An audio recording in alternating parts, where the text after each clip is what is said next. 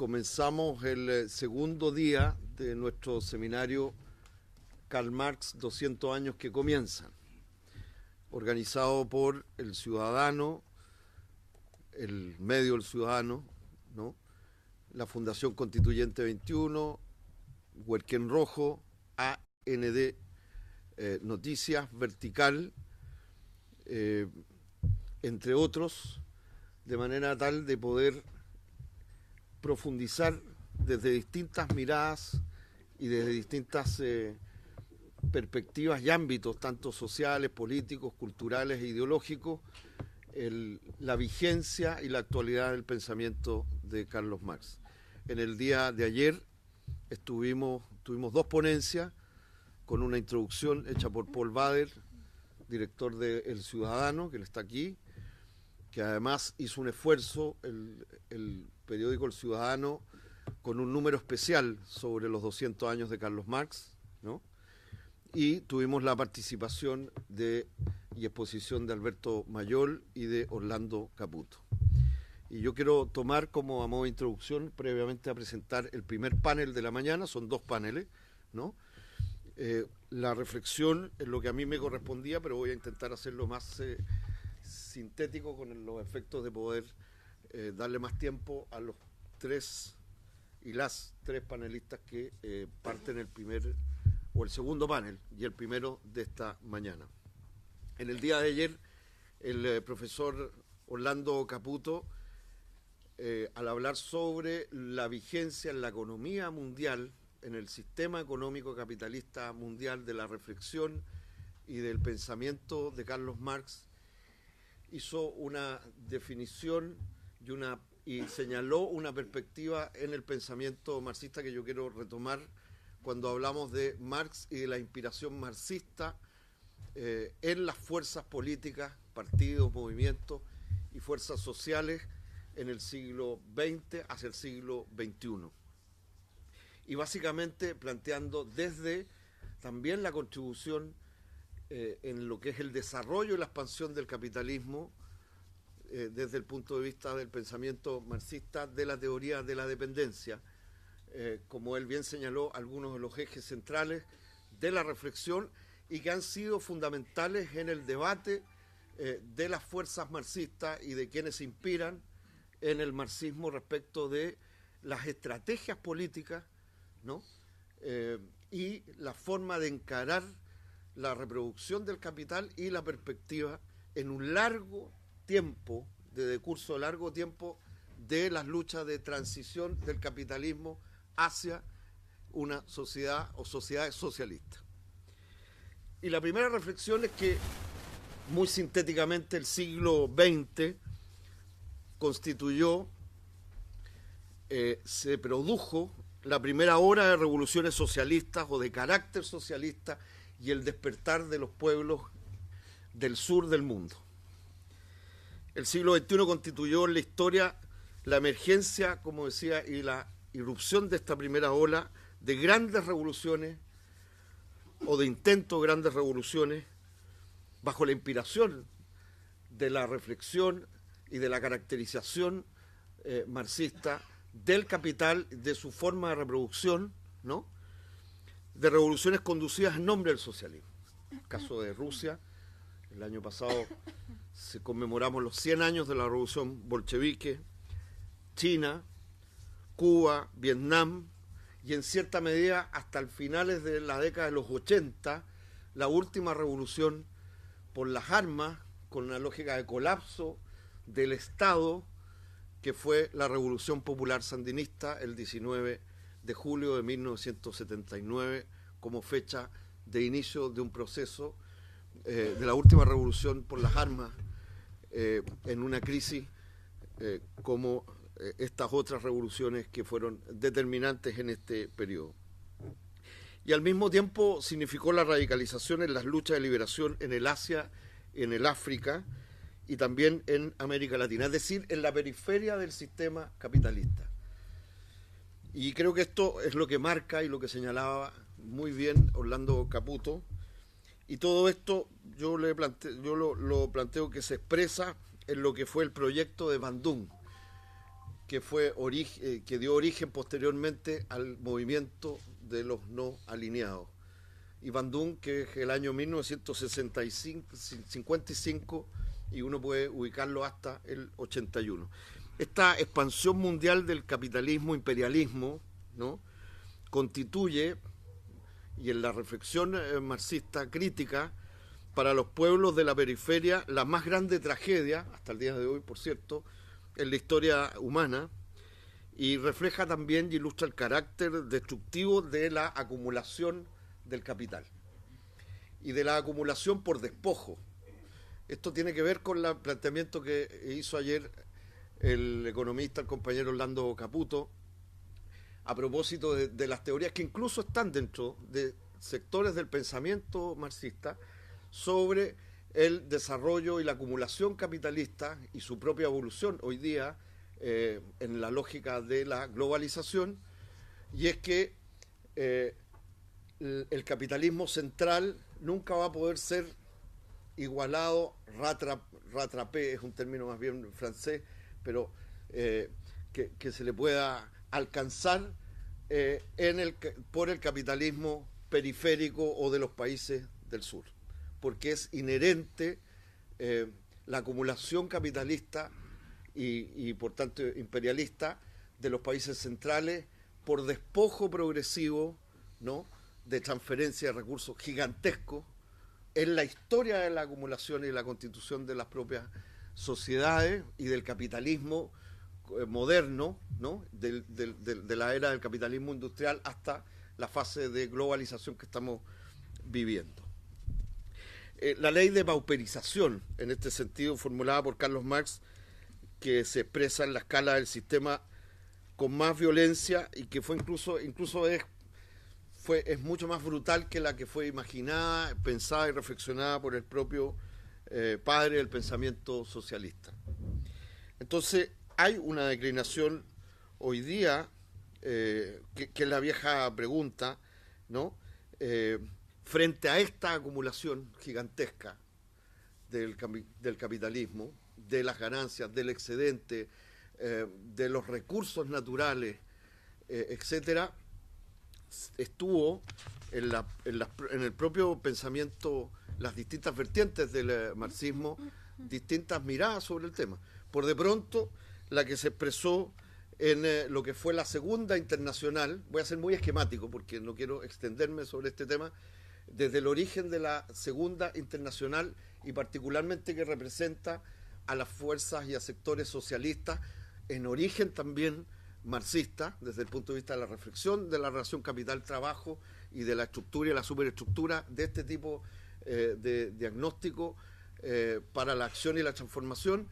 del sistema capitalista. La Segunda Internacional, pero que básicamente expresa a los sectores del socialismo no comunista, que terminaron siendo una socialdemocracia en bancarrota hoy día, pero que básicamente europea planteaba que, y voy a permitirme ser absolutamente esquemático y probablemente reductivista, ¿no?, pero que la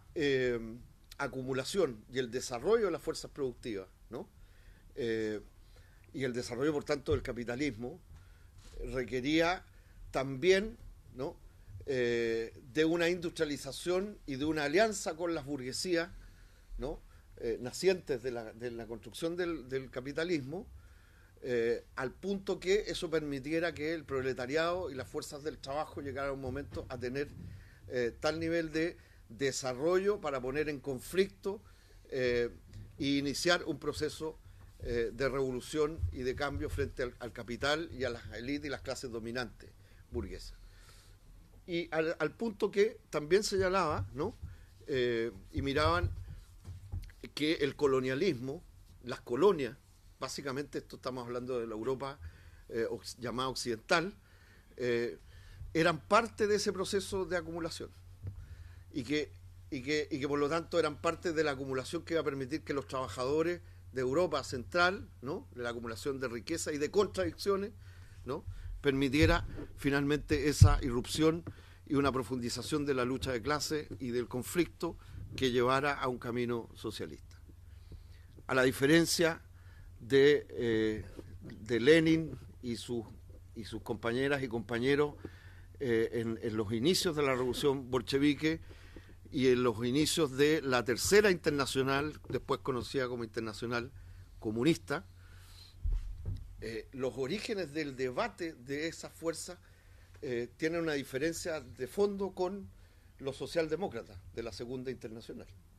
Sobre el tema de la relación centro-periferia, es decir, países centrales y colonialismo, ¿no? Y el tipo de relación y despojo de la acumulación capitalista, por un lado, ¿no? Y sobre el tema, por lo mismo, y por ende, de la construcción de las alianzas básicas para avanzar en esta perspectiva hasta el desencadenamiento de la lucha directa socialista por parte de las y los trabajadores. Y esto también marca un debate mundial sobre el cual pongo el acento porque tiene mucho que ver con el debate de la reconstrucción de las inspiraciones marxistas en las izquierdas mundiales hoy día en el contexto de la globalización. Por eso señalo que el marxismo de la Segunda Internacional obrerista y eurocentrista compartía esta ideología dominante de la época con una visión lineal, ¿no?, de la historia, según la cual todas las sociedades deben pasar primero por una etapa de desarrollo capitalista, resumiendo, ¿no?, y luego, por lo mismo, consideran el capitalismo, el colonialismo históricamente positivo, ¿no?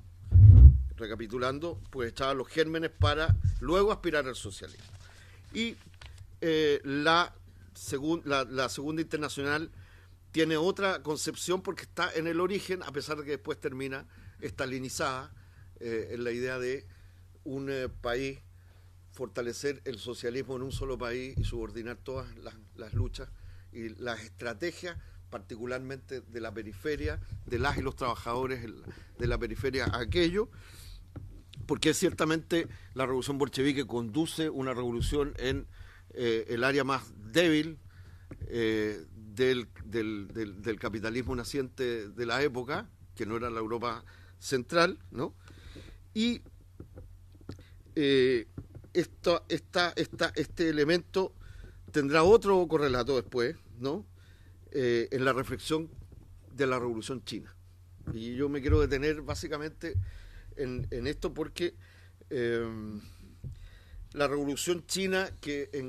enfrenta, ¿no?, el tema, particularmente el tema agrario, de la tenencia de la tierra, de la relación campesinos-trabajadores, ¿no?, tiene una reflexión en el origen distinta en la visión sobre el tema del desarrollo de las fuerzas productivas y de las alianzas con la burguesía, y también marca una reflexión hasta que se agudiza con la revolución cultural, hasta después, digamos, de su contraparte, y este conflicto que opone la continuación en la expansión capitalista contra la perspectiva socialista, finalmente el verdadero conflicto de civilización que yo señalo de nuestra época, porque coloca en el centro el análisis, el contraste y la contradicción entre centro-periferia. Quiero insistir en este tema, y no solamente norte-sur, que también ha sido parte de la reflexión global de las inspiraciones marxistas, ¿no?, en relación a la forma de acumulación del capitalismo y a la triada imperialista, que no es solo los Estados Unidos de América, ¿no?, ciertamente, sino que cuando yo hablo de triada imperialista la colocamos en el ámbito de Estados Unidos y sus aliados, Europa, ¿no?, que hoy día es básicamente en la Unión Europea, y no voy a entrar en el detalle de cuáles son los países centrales ahí, como Alemania y Francia, que son el eje central, ¿no?, ciertamente, y en el campo del Asia, el Japón y aliados, ¿no? Y creo que este es un tema central porque el capitalismo finalmente no es un sistema mundial, es un sistema mundial y no es la yuxtaposición de distintos sistemas capitalistas. Y creo que esto ha marcado el debate de las fuerzas de inspiración marxista hoy día, y lo va a marcar por mucho tiempo, ¿no? Frente a la globalización capitalista actual. Eso explica también la declinación en el campo de la reflexión política sobre la globalización capitalista y su relación con las economías locales, las burguesías y los grupos de poder en cada país, etcétera. La declinación de, primero, los socialdemócratas, voy a hacer la recapitulación, o todas las fuerzas que de origen marxista devinieron más expresamente en la expresión política en el mundo, en la socialdemocracia, y luego en una lógica, la gran mayoría social liberal, por lo tanto adjunta y adláter a la reproducción del modelo capitalista mundial, ¿no? La declinación y crisis también de la reflexión y de la acción de las expresiones de los partidos comunistas, o que dieron origen a la tercera internacional comunista, y más bien a la articulación de las fuerzas comunistas en la vertiente de las fuerzas marxistas y revolucionarias, ¿no? Por la crisis y la desaparición del campo socialista soviético, ¿no?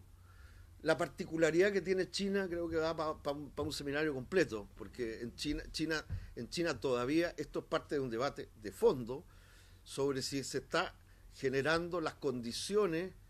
en la actual etapa de desarrollo económico y político desde la conducción china de las condiciones iniciales para iniciar la transición al socialismo, para iniciar la transición. Es parte del debate hoy día del último congreso del Partido Comunista Chino. Y ciertamente ahí no hay una irreversibilidad tampoco sobre el proceso de construcción hacia el socialismo, hacia el comunismo, como ustedes comprenderán, pero efectivamente es parte de un debate. Porque desde el punto de vista incluso de la propiedad en general, hay un avance muy interesante también en el proceso chino respecto de la propiedad, no solo agraria y la relación entre fuerzas productivas industriales y de los trabajadores y las fuerzas agrarias, y no solo es de tendencia hoy día capitalista o de desregulación como vemos desde lejos. Yo creo que este es un tema muy importante a tener en consideración porque forma parte todavía de una discusión. Los chinos consideran que la transición es tan larga al socialismo que puede tomar sencillamente que estamos recién sentando las bases para iniciarla. Los chinos, digo, un sector que forma parte además del pensamiento del Partido Comunista Chino, de su reflexión económica y sobre la relación mundial, ¿no? ¿Por qué digo esto? Porque esto tiene que ver con lo que yo llamaba las primeras olas de revoluciones contestatarias en la inspiración marxista para sustituir el capitalismo por el socialismo o diversos revoluciones socialistas en el siglo XX hacia el siglo XXI. Y probablemente la declinación y la nueva reacumulación gigantesca hoy día en el mundo requiere o se está en un proceso de reacumulación de nuevo tipo, de una nueva rebelión desde los países, y particularmente desde los países y desde los sectores del capitalismo periférico, ¿no? Samir Amin, que es un marxista egipcio, le llama la necesidad de la desconexión respecto del modelo de acumulación y de globalización capitalista dominante hoy día. No me voy a referir a eso, pero esto tiene que ver, por ejemplo, con todo el conjunto de luchas, ¿no? En contra de los instrumentos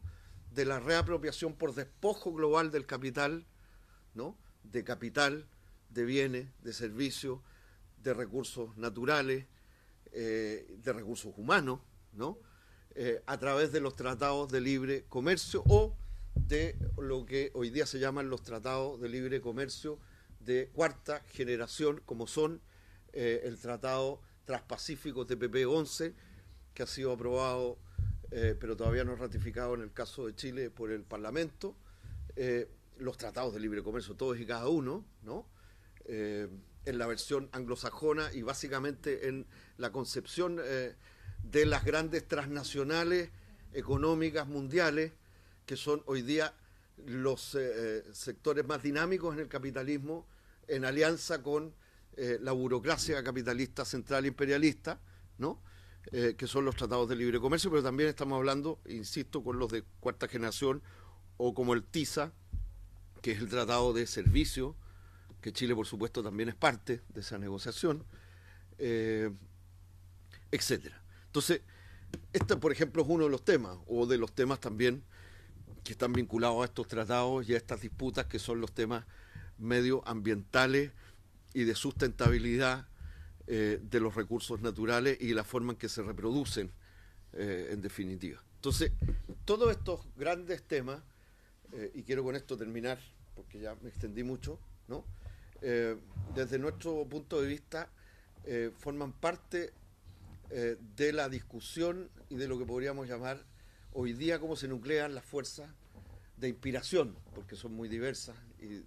pero que en estas grandes matrices de entender la globalidad de la lucha contra el capitalismo entre el siglo XX al siglo XXI, en el contexto después de la desaparición del campo realmente existente socialista, frente al capitalismo realmente existente actual, ¿no? Y eso hace que haya toda una lucha que no solamente que se inspira en esta perspectiva desde la periferia, desde el sur, ¿no? O en la contradicción capitalismo periférico, capitalismo central, que se expresa al interior de cada una de nuestras sociedades, ciertamente. La necesidad de buscar aliados y la construcción de aliados de burguesías con lógicas productivas o nacionales versus las burguesías y clases dominantes que son parte del engranaje de la acumulación central del capitalismo central y llamado desarrollado. Ayer Caputo hablaba de esta, que es la típica ilusión también que la construyen las clases dominantes, incluyendo los sectores que en algún momento fueron de izquierda, como la socialdemocracia, que es esta concepción de decir, mire, vamos a llegar en algún momento a ser desarrollados, y se ponen fechas y ponen décadas, ¿no? Es la misma matriz que hay detrás de toda la discusión de ser un país de la OECD, ¿no? Y de los indicadores, ¿no? De que en algún momento, en el fondo, nosotros como país somos distintos y tenemos una forma de acumulación económica, o el discurso de gente como Heraldo Muñoz, ¿no? Que ahora postula al llamado Partido Progresista del PPD, que fue el campeón central, la guaripola, digámoslo así, de la llamada apertura económica, que no es más que la apertura de la desregulación capitalista de la acumulación hacia el capitalismo central, en definitiva, ¿no? Y concibiendo a Chile, incluso debilitando todas las lógicas productivas propias, nacionales, como un país para los bancos y de servicio, ¿no? Y que tiene que estar inserto en la economía, entre comillas, moderna y mundial, que es la economía capitalista central, y todo el resto se va quedando afuera, ¿no? Se tiene que adaptar en ese sentido, y el resto es a punta de bonos, para decirlo en concreto y chiquitito, como gobernó también la concepción de la presidenta Bachelet, por supuesto la de Piñera, que es el subsidio para igualar los desmanes que este tipo de políticas de reestructuración y de apertura van causándole a la economía, a la productividad y al valor del trabajo, incluso a propósito de la explotación, sobreexplotación que señalaba ayer Orlando Caputo. Bueno, dicho eso, esto es, entonces hay grandes tendencias en esta reflexión, uno las puede encontrar ciertamente en todo lo que es el nacimiento de el Foro Social Mundial hasta el día de hoy. Bueno, eso tiene todo un largo desarrollo, ¿no? Desde Porto Alegre hasta Salvador de Bahía, que fue el último este año, ¿no? Y el tipo de movimientos, organizaciones sindicales, campesinas, de mujeres, en fin, productivistas en una lógica distinta, etcétera. Por otro lado, en lo que es hoy día el Foro de Sao Paulo, que agrupa a la mayoría de las fuerzas de inspiración marxista muy diversas, a propósito de estas mismas reflexiones que van desde partidos comunistas, socialistas y fuerzas socialistas revolucionarias, socialistas reformistas, pasando por expresiones socialistas de carácter nacional y populista, ¿no? Que por ejemplo todas las vertientes que vienen del kirchnerismo y los distintos partidos en que fueron naciendo al calor del kirchnerismo en vertiente peronista, pero que fueron más allá, ¿no? Hasta expresiones y fuerzas de origen y que se reclaman que fueron parte de la Cuarta Internacional o de la visión dominantemente en el marxismo de la revolución ininterrumpida y de esta visión que yo creo que tiene mucho hoy día también de actualidad, de la necesidad de que en la disputa tiene que ser simultánea contra el capitalismo central y también al interior de nuestra propia sociedad, que son las fuerzas que se reclaman en el marxismo, también de la inspiración de Trotsky. De manera tal de que esto lo dejo ahí como un panorama muy general. En ese mismo texto que repartió ayer y que hoy día entiendo está a disposición con alguna colaboración del especial sobre Marx, hay un artículo mío que los que les interese un poco más sobre un evento que articula hoy día a la mayor cantidad de fuerzas, partidos y movimientos en el mundo marxista, que se hace cada año, organizado y convocado por el Partido del Trabajo de México, que los invito a leerlo a los que quieran profundizar un poco más de eso. Bueno, dejo hasta aquí esta introducción, motivación sobre el tema. Voy a presentar inmediatamente a la compañera economista y que bueno, ella tiene una larga trayectoria que seguramente si la presento sin todos los pergaminos me voy a quedar corto y voy a cometer una omisión, pero Marcela Vera va a exponer sobre propuestas en la perspectiva económica y cultural para una estrategia social emancipadora desde el marxismo. Dejo a Marcela Vera con ustedes.